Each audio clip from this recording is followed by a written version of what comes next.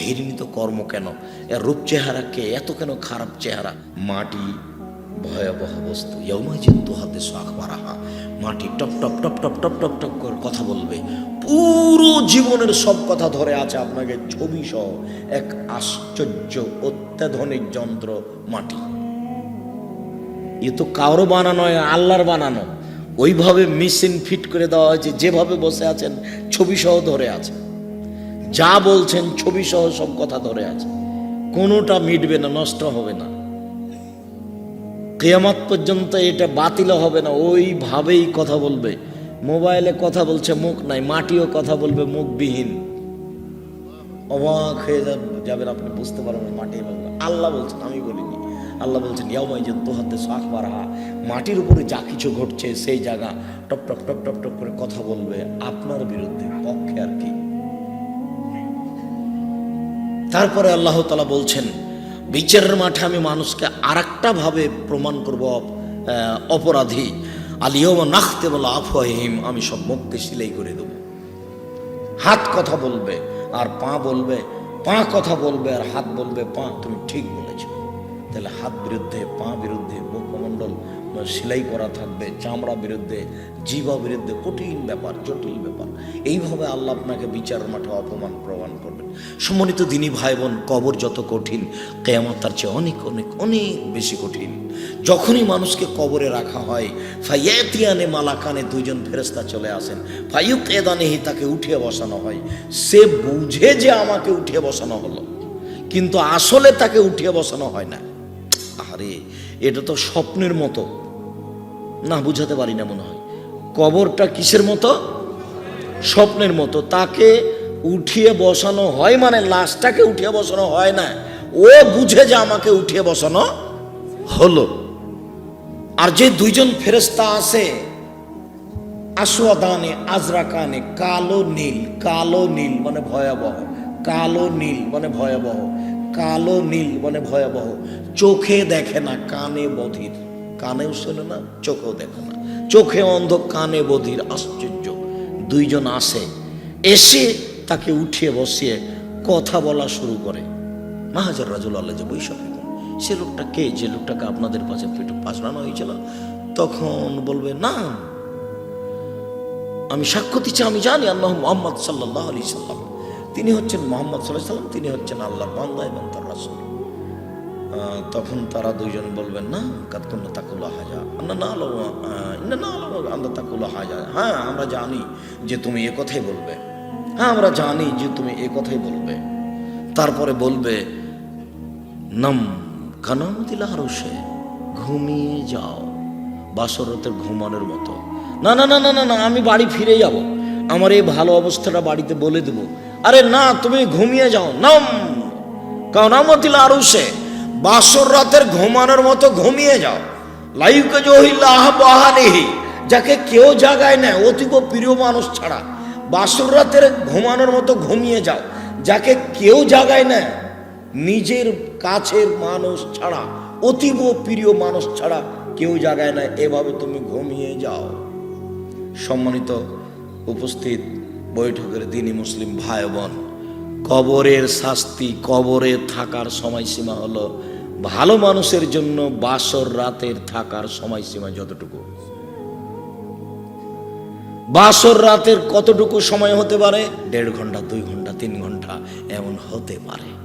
মুহাম্মদ সাল্লাল্লাহু আলাইহি সাল্লাম বলছেন, ফেরেশতা বলবেন, ঘুমিয়ে যাও বাসর রাতের ঘুমানোর মতো। যখন আপনি ঘুম থেকে উঠবেন, কিয়ামত হয়ে গেছে, ইসরাফিল বাঁশিতে ফুঁক দিয়েছে, তখন আপনি বলবেন, আরে এখনই ঘুমালাম, আজান হয়ে গেল এত তাড়াতাড়ি, এখনই ঘুমালাম, আজান হয়ে গেল। অথচ আপনি আজ থেকে নিয়ে 2 কোটি বছর আগে মারা গেছেন। আজ থেকে নিয়ে আপনি 5000 বছর আগে মারা গেছেন। আজ থেকে নিয়ে প্রায় 5500 বছর পূর্বে ইরাকের ব্যাবিলন শহরের উর নামক গ্রামে ইব্রাহিম আলাইহিস সালাম জন্মগ্রহণ করেন। ইব্রাহিম আলাইহিস সালাম যে কুরবানি করেছিলেন, সেই কুরবানি আমাদের কুরবানি। তাহলে ইব্রাহিম আলাইহিস সালাম আজ থেকে নিয়ে 5500 বছর, প্রায় 5000 বছর আগে থেকে কবরে আছেন। যখন ঘুম থেকে উঠবেন তখন একটু এলোমেলো, আহারে এত তাড়াতাড়ি ঘুম থেকে উঠে গেলাম, এইমাত্র তো ঘুমালাম। 4 কোটি বছর আগে যে মারা গেছে, যদি ভালো মানুষ হয় তাহলে ঘুমিয়ে গেছে। যখন তার ঘুম ভাঙবে তখন এখনই ঘুমালাম। আসহাবে কাহাফ 350 বছর ছিলেন ওই মরা অবস্থায়, তারপর আল্লাহ তাদেরকে জীবিত করলেন। তারপর আসহাবে কাহফকে বললেন, এই তোমরা কতদিন ছিলে? তো একদিন নয়, একদিনের কিছু অংশ ছিলাম।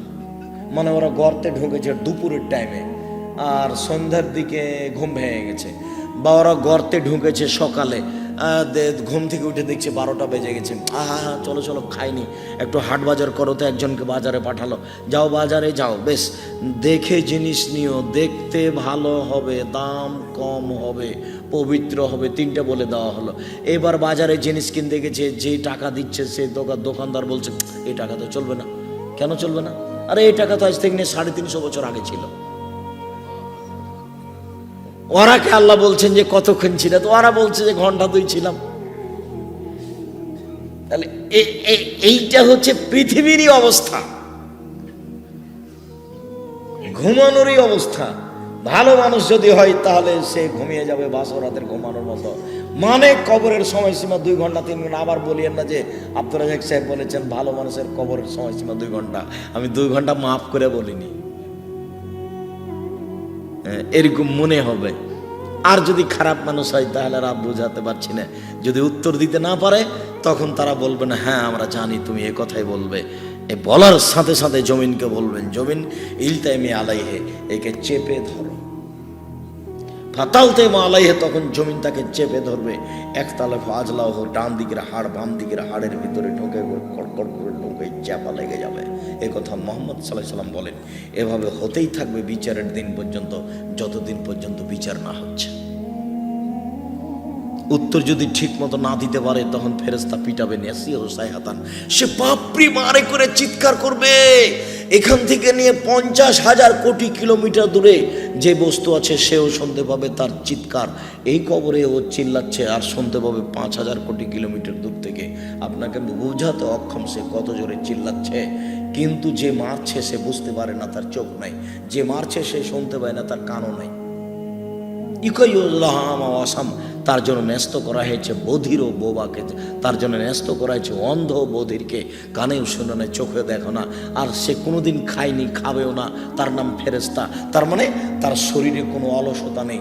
প্রথম বাড়ি যত জোরে মারবে, কিয়ামতের পূর্ব মুহূর্তে শেষ বাড়িটা তত জোরেই মারবে। একজন পুলিশকে যদি বলা হয় যে এ অন্যায় করেছে, 100 লাঠি মারেন, তাহলে পুলিশ প্রথম লাঠি যত জোরে মেরেছে শেষ লাঠি তত জোরে মারতে পারবে না। কেননা ও মানুষ, ও খায়, পেশাব পায়খানা করে, তার শরীরে ক্লান্তি আছে। যিনি মারেন কবরে তার শরীরে ক্লান্তি নাই, খায় না, ও পান করে না, তার বউ নাই, তার চোখে দেখে না, তার পেশাব নাই, তার পায়খানা নাই, সে কানে শোনে না। এরকম মানুষ এরকম শয়ে দিয়ে, প্রাণী দিয়ে, ফেরেশতা দিয়ে তাকে কবরে শাস্তি দেওয়া হবে। আমি আপনাকে কি দিয়ে বুঝাই? তারপরে আপনার সামনে চলে আসবে আপনার কর্মটা। ছি ছি ছি ছি ছি ছি ছি ছি, এত ঘৃণিত কর্ম কেন? এর রূপ চেহারা কে? এত কেন খারাপ চেহারা? কে তুমি? তুমি কেন আমার সামনে এসেছো? খুব বিকট চেহারায় আসবে, দেখতেও খারাপ। আমাকে চিনতে পারছো না? আমি তোমার কর্ম। তুমি যে পাপ করেছিলে, দিনরাত জেনা করছিলে, প্রেমের গল্প করছিলে, সুদ ঘুষ খাচ্ছিলে, সেইটা আমার। আপনার সামনে এসে উপস্থিত হবে আপনার কর্ম ঘৃণিত চেহারায়। আর যদি আপনার কর্ম ভালো হয় তাহলে ভালো চেহারা আপনার সামনে এসে উপস্থিত হবে। সম্মানিত দিনী ভাই বোন, কবর যত কঠিন, কিয়ামত তার চেয়ে অনেক অনেক অনেক বেশি কঠিন। কিয়ামত যত কঠিন, জাহান্নাম তার চেয়ে অনেক অনেক অনেক বেশি কঠিন। কিয়ামতের মাঠে মানুষের পরনে কাপড় থাকবে না, উঠেই উলঙ্গ অবস্থায় দৌড়াতে থাকবে, তার বিবেক থাকবে না। যেসব মহিলার পেটে বাচ্চা থাকবে, কখন পেট থেকে বাচ্চা পড়ে গেছে ও বুঝতে পারবে না। যেসব মহিলা বাচ্চাকে দুধ খাওয়াবে, ওই অবস্থাতে উঠবে, বাচ্চাকে দুধ খাওয়াতে খাওয়াতে কখন বাচ্চা কোল থেকে পড়ে গেছে ও বুঝতে পারবে না। এর নাম কিয়ামতের মাঠ। অনেক অবস্থা কিয়ামতের মাঠে।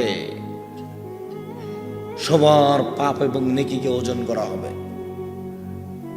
সবাই উলঙ্গ অবস্থায় দৌড়াতে থাকবে, সবাই আল্লাহর সাথে মুখামুখি কথা বলবে, সবাই একবার চুলের মতো সরু পথের উপর দিয়ে যেতে বলা হবে। ওটা জাহান্নামের উপরে সেট করা আছে, চুলের মতো সরু রাস্তা, সবাইকে পার হতে হবে।